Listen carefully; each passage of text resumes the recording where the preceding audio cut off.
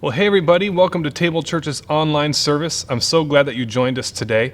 If you have a Bible, grab it and open with me to John chapter 14. We'll be looking at verses 1 through 14. And if you don't have a Bible, well, there's a good chance there might be one somewhere in the house. Go grab it, open to John chapter 14, and we would love for you to follow along with us in the text today. And here at Table Church, we're always trying to bring you into what's going on and get you connected. And usually the way we do that is just by offering one opportunity that we call one thing that you can do this week to get connected to the community, to your church. And this week, the one thing is that we're going to start digital small groups. Digital small groups are going to be a great way for us to stay connected and encouraged throughout this time of isolation. They're just going to be meeting via text message, but we're going to have small group leaders who will kind of get the discussion started. And starting 3 weeks from now, the sermons will include a few discussion questions for the digital small groups to kind of back and forth throughout the week. And so if you'd like to join this, just check the one thing box in your connection card. I think it'll be a really great way to pray for one another, to stay engaged in the sermon and in the scriptures, and also just to stay connected as a family, which is something that we really need right now. So I hope you'll join us. Check the one thing box to join a digital small group. Let me ask you a question. Have you ever been embarrassingly wrong about something? Like, has there ever been a time where you were so sure that you were right, that you were bold about it, only to be proven that you, in fact, were dead wrong? Has that ever happened to you? I want to tell you about a time that it happened to me. Now, I really enjoy listening to jazz music, and when I was in college, I was really enamored with a jazz musician named Miles Davis. You may have heard of him. Now, my roommate was a communications major, so he didn't know anything about jazz, but somehow we got on the subject of one of Miles Davis's albums, which is called The Birth of the Cool. Now, the name of the album, as I just said, is The Birth of the Cool, but I had it in my head that it was actually called The Birth of Cool. Kind of a small distinction, but it became a rather large one in this argument. My roommate said, "Phil, listen, I don't know a lot about jazz, but I'm pretty sure that album's called The Birth of the Cool." And I was like, dude, do you know who you're talking to here? I mean, you're way out of your league, man. Just back off while you still can. It's The Birth of Cool. Birth of the Cool, that doesn't even make sense. Why would it be called that? And then we Googled it, and sure enough, I was dead wrong, much to my horror. Now, being wrong never feels good. But sometimes being wrong is exactly what we need. I like how J.K. Rowling put it. She said, "The best of us must sometimes eat our words." My message for us today is simple. It's that you're wrong, and I'm wrong. And we should be really happy about that fact. In a little while, I'm going to tell you just what we are wrong about, but first let's read today's text. John 14, 1 through 14 says, "Do not let your hearts be troubled. You believe in God, believe also in me. My Father's house has many rooms. If that were not so, would I have told you that I am going to prepare a place for you? And if I go and prepare a place for you, I will come back and take you to be with me, that you also may be where I am. You know the way to the place where I am going." Thomas said to him, "Lord, we don't know where you are going, so how can we know the way?"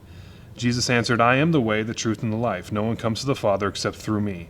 If you really know me, you will know my Father as well. From now on, you do know him and have seen him." Philip said, "Lord, show us the Father, and that will be enough for us." Jesus answered, "Don't you know me, Philip, even after I've been among you such a long time? Anyone who has seen me has seen the Father. How can you say, 'Show us the Father'? Don't you believe that I am in the Father and the Father is in me? The words I say to you, I do not speak on my own authority. Rather, it is the Father living in me who is doing his work. Believe me when I say that I am in the Father and the Father is in me, or at least believe on the evidence of the works themselves. Very truly I tell you, whoever believes in me will do the works I have been doing, and they will do even greater things than these, because I am going to the Father, and I will do whatever you ask in my name, so that the Father may be glorified in the Son. You may ask me for anything in my name, and I will do it." So the week that I wrote this message was a challenging week in the headlines. In fact, 2 young women were killed in the neighborhood that our church is in. One woman was shot in her car while driving with her daughter down Kingman Boulevard. Another woman was the victim of a hit and run on Beaver Avenue. Of course, this is happening in the middle of the COVID-19 pandemic, and the day I wrote this sentence, which was a few weeks before the day that this is going to go live, the death count across the whole world was 81,000 deaths, which today seems very small. That's not to mention, of course, the economic toll that this virus has caused. And add to that the fact that in Des Moines, in the year 2020, we've seen a spike in teen and gang violence, unlike anything we've seen in a long time. This has been the deadliest year for teenage violence in our city in recent memory. This is the state of our community and our world right now. And today our lectionary passage starts off by telling us, do not let your hearts be troubled. I wouldn't blame you if you're thinking, that's a little bit too much to ask right now, because we're living in heartbreaking times. But it's important to realize that the same word that Jesus uses for troubled is used to describe how Jesus himself felt in chapters 11 and 12 and 13 of John. In chapter 11, Jesus is troubled at the death of his friend Lazarus. In chapter 12, he's troubled while reflecting upon his pending crucifixion. And in chapter 13, he's troubled by the betrayal of his friend Judas. This word suggests deep emotional turmoil. And so this means that Jesus is very familiar with pain and with sorrow. He's familiar with the feeling of loss. He's familiar with the pain of betrayal, and he's familiar with the fear of death and the pain that comes with it. Jesus was not a Stoic philosopher. See, the Stoics, they were known to preach that the key to a happy life is to simply resign yourself to fate and just let whatever happens, happen. In fact, one Stoic philosopher named Epictetus said this. He said, we must bring our own will into harmony with whatever comes to pass, so that none of the things which happen may occur against our will, nor those which do not happen be wished for by us. In other words, just resign yourself to fate, and then nothing can ever go wrong, because you're not asking for anything more than just what happens. You'll never be disappointed when you do that. That was a common view in the ancient world, but apparently Jesus didn't get the memo, because Jesus doesn't seem to think this way. Jesus is deeply affected by the painful things that happen around him. And so this means that when Jesus tells his followers not to let their hearts be troubled, he's not saying it as a Stoic, as though to simply say, hey, just resign yourself to fate and whatever happens. And he's also not saying it naively, as somebody who just doesn't simply understand how hard life can be. Jesus knew full well the crushing pain that this life had to offer. Rather, when Jesus says, do not let your hearts be troubled, it's because in him, this arduous journey that we call life has direction and meaning and value that can transcend and reframe our circumstances. Jesus put it like this. He said, I am the way, the truth, and the life. Now, I realize that few of us probably consider ourselves to be Stoic philosophers today, but we nonetheless have our own ways of dealing with the pain and hardship in life. Probably the most common way that we deal with pain in our culture is simply by accumulating things. The fact is that we live in an age where I can probably buy something at Walmart that will deal with my pain, physical or emotional, for at least a little while. I call this the way of stuff. We have the way of Jesus, and we have the way of stuff. And I believe that this way is one of the biggest challengers to the way of Jesus in our culture. You see, the biggest challenger to the way of Jesus is not secular humanism or nihilistic atheism. I mean, very few people actually believe that stuff. Rather, it's the way of stuff. That is the thing that threatens to sit on the throne of our hearts today rather than Jesus. That is the way that we follow and give our allegiance to and often protect at all costs. Author David Foster Wallace said, there is no such thing as not worshiping. Everybody worships. The only choice we get is what we worship. It seems that in our culture, we worship at the altar of consumerism, and I'm not using the word worship metaphorically here. Our consumer industry literally functions for our culture in the way that a religion functions for other cultures. One professor of religious studies observed that shopping malls are our temples today. They're complete with calendar-based rituals and symbols that are designed to pull us into something bigger than ourselves, and mass pilgrimages. In fact, he goes on to say the shopping mall as ceremonial center, the shopping mall as more than a marketplace, is one way contemporary people are meeting their needs for renewal and reconnection, essential ingredients of religious and human life. One of the fundamental questions in life is what leads to the good life? What way should I follow in order to find fulfillment in life? And the truth is, the way of consumerism really does work rather well. for a while at least. I mean, we all know people who are perfectly happy in life, and the chances are it's because they have all their needs met. But what happens when chaos hits? What happens when the economy crumbles and this barrier of protection that we've built around ourselves starts to fall? Actor Jim Carrey put it rather sharply. He said, "I think everybody should get rich and famous and do everything they ever dreamed of so they can see that it's not the answer." Shortly after I married Natalie, I bought a new car. Well, it was a used car, but it was new to me. It was a Mitsubishi Galant, and it was probably the first decent car that I ever owned. And I was pretty proud of that car because it was probably the first one that just wasn't always on the verge of dying. But the first time that I took it to my mechanic, he pointed out a few things to me. First, he showed me a spot on the inside of the door where some paint had chipped away, and you could see that it used to be painted a different color. In other words, the car had probably been in an accident, and that door had been replaced and painted over. And then he showed me underneath the car where some wires were being held together with duct tape. And pretty soon I realized that I had been completely ripped off and lied to. This thing that seemed great on the outside was a big lie just below the surface. Look, if we were to invent some sort of device that could somehow look into our souls and somehow uncover what's really in there, I think that this device would show us that deep down you and I believe in the way of stuff. That deep down, that's what we really put our faith in and our trust in. That's really what we follow. I think if we were honest, even those of us who are Christians, we'd be surprised at the degree to which we put our dependence in the way of stuff. If we were to track the way that we use our finances, the way we spend our time, the things that make us most anxious and the things that we get most excited about, if we were to be able to do that, we'd quickly realize what is pulling the strings of our heart. And it would be the things that we consume.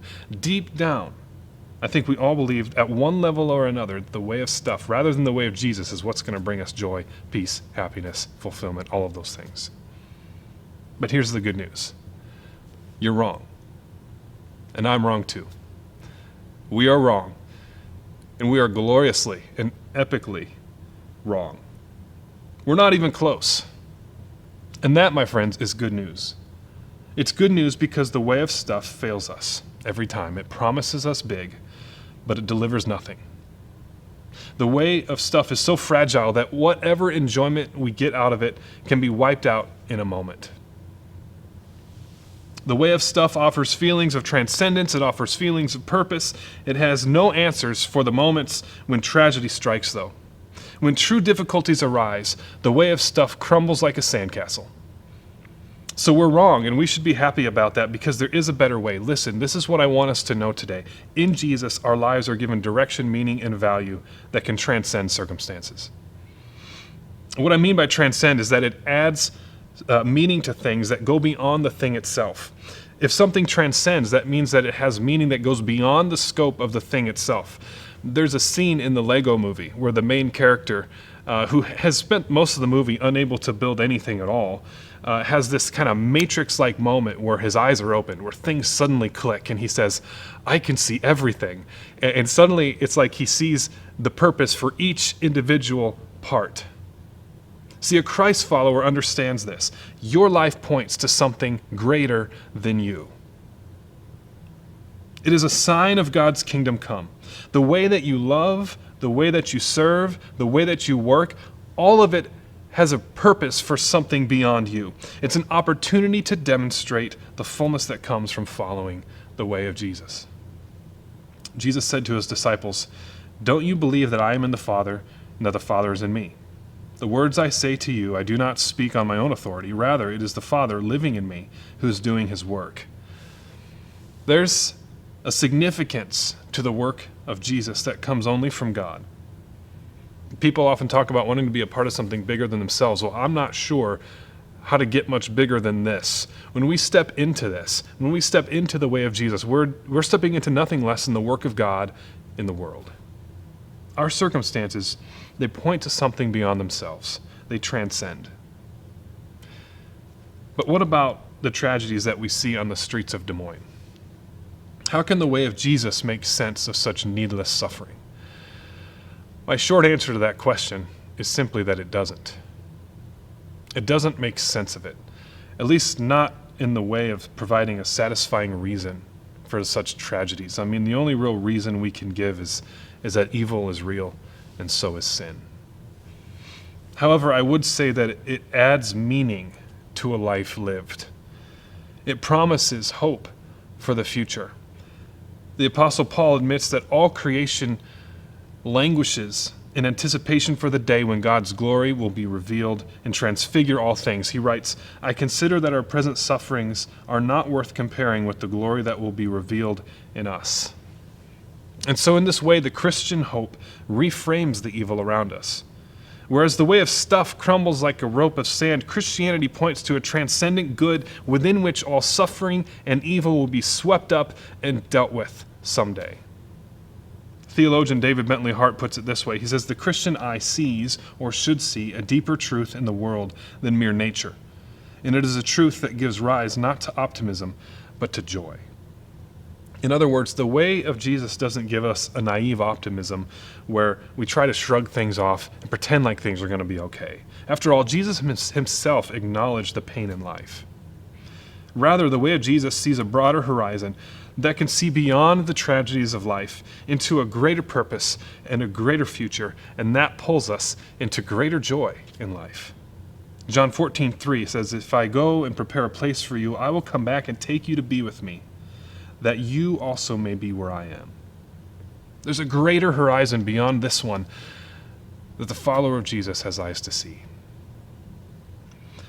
There's a famous painting by El Greco, painted in 1614. It depicts the opening of the fifth seal in the book of Revelation. See, when the fifth seal is broken, in the text it says that the souls of the martyrs, those who had died for their faith, could be seen beneath the altar, and these martyrs are crying out to God for justice for the evil that had been done on the earth. And at the front of the painting, you see John, who's having this vision in Revelation, and he's reaching up to the sky. He's crying out to something or to someone. I'd show you the picture, but it's really not appropriate for children. So if you want to look it up later, it's called The Opening of the Fifth Seal. But in 1908, the painting was restored. And I say restored because, and I'm using air quotes here, because what they really did was they just cut off about 5 feet of the painting from the top. And so, whereas John used to be reaching up to something or someone, probably to Jesus, now he's simply reaching up to the edge of the painting. There's nothing there anymore. You couldn't ask for a better illustration of what has happened to us today. We've cut transcendence out, and yet we desperately reach for justice, and we desperately reach for meaning. But all we've got is the edge of the picture now. British author Julian Barnes sums up our age perfectly when he says, "I don't believe in God, but I miss him." If that's you today, you're in the same place as Barnes. You don't believe in God, but you're reaching for something more. I've got good news for you. You're wrong. Jesus is the way, the truth, and the life. He alone shows us the way to the Father. Jesus gives direction, meaning, and value to our lives that can transcend our circumstances. In another place, he'll refer to that as life to the full. I want to invite you to follow the way of Jesus and to leave behind the emptiness of the world, the false promises of the way of stuff, or whatever other narrative you may be living out today. I want to invite you to step into a life with God, a life that transcends the simple horizon that we often see a foot in front of our face, a life that can add value and meaning, direction to everything else. You don't have to know anything. You don't have to clean up first. All you have to do is to trust and to follow. So if you're bold enough to do this today, here's what I'd like you to do. Fill out your connection card and just check the box that says, "I want to follow Jesus." And if you've already filled out your connection card and submitted it, you know what? You can also just reach out to us at hello@tablechurchdsm.org and just tell us that you want to start this journey with Christ. If you do that, if you do either of those things, I personally will get a hold of you, and we will find somebody to walk with you in a relationship that we call a discipleship relationship, somebody who will walk with you to help you understand what it means to follow Jesus. I hope you do it, because I can't wait to join you on that journey. Let's pray. Well, King Jesus, today we recognize that there are many pretenders to your throne in our hearts. But Lord, may you be the only one. May you rule over everything in our lives. You are the one that truly offers peace who truly offers joy and truly offers fullness in life. You are the way, the truth, and the life. And so we ask for that life amongst us now. Encourage those who need it. Bring joy to those who are sad. Bind up the brokenhearted amongst us, we ask. In your name, amen.